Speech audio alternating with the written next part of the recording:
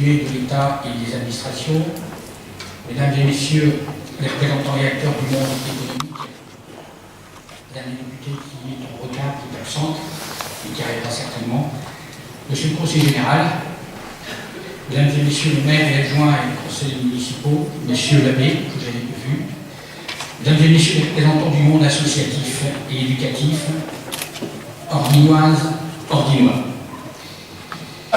C'est avec, tu as raison, c'est avec beaucoup de plaisir que la municipalité, bien entendu et moi-même, nous vous accueillons pour cette traditionnelle cérémonie des vœux, on prononce comme on veut, chargée d'espoir, de bonheur, pour notre commune et pour la France. Ce rituel annuel avant l'heure, empreint d'incantation et de fascination, sera marqué par un renouvellement municipal et intercommunal. Un temps fort, et bien entendu partout en France, un temps fort démocratique qui permettra à tous les candidats et candidates de faire valoir leurs arguments, que leurs arguments. Faisons aussi en sorte que nos communes ne deviennent pas demain des coquilles vides dans le cadre de la réforme territoriale qui va confier aux intercommunalités encore plus de pouvoir. À l'aube de cette échéance majeure, vous comprendrez ce soir que je m'en tienne à évoquer notre commune, ses dossiers en cours et ses enjeux, comme d'ailleurs je le fais chaque année.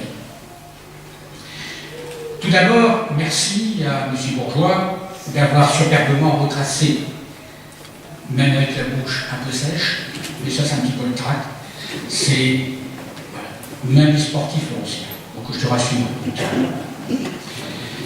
qui a retracé les moments forts qui ont ponctué l'année 2013, qui ont été bien entendu également mis en évidence à travers les rythmes scolaires par M. Boniface. Et puis je tenais également à remercier la petite puce qui se cache, elle est très timide, Laetitia, qui nous permet de suivre dans le déroulé visuel de ce que l'on dit, tout simplement.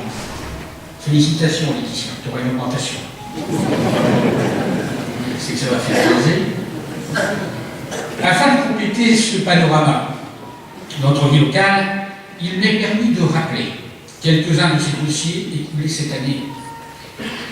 J'insiste sur la vision qui nous rassemble et qui nous mobilise, car sans vision claire de l'avenir, on n'entreprend rien de bon au quotidien et on risque même l'incohérence, voire la contradiction.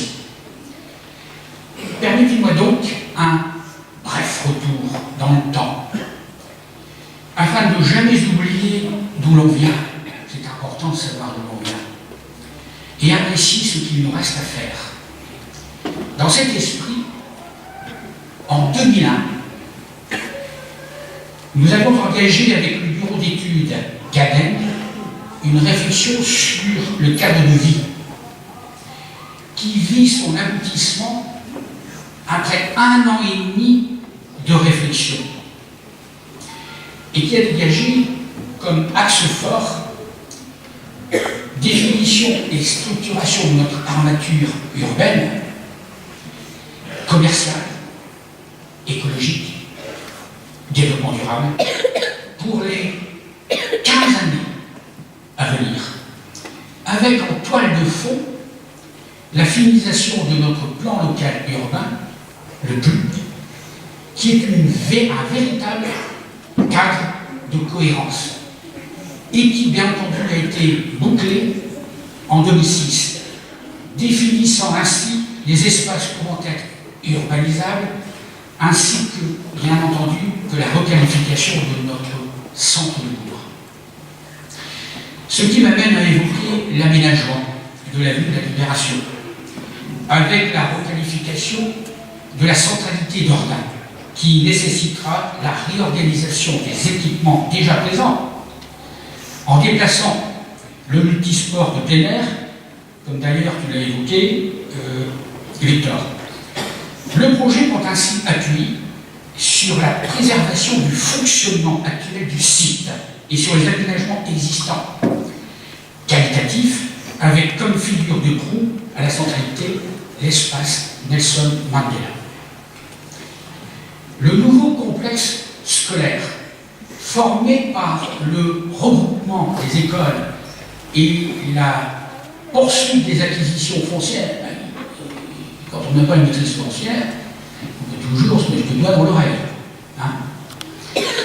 Par la commune, offre l'opportunité de démolir l'actuelle salle de sport Barbus, devenue obsolète, au profit d'un espace central libre, en lien avec le projet de construction de la future salle d'activité ludique et sportive, cette salle est dans le prolongement de l'école primaire Victor Hugo. La plaine de jeu s'inscrira au sein du parc et se découvrira au travers des formes géométriques circulaires colorées. Ces jeux s'orientent sur des éléments contemporains, attractifs, destinés à tous les âges.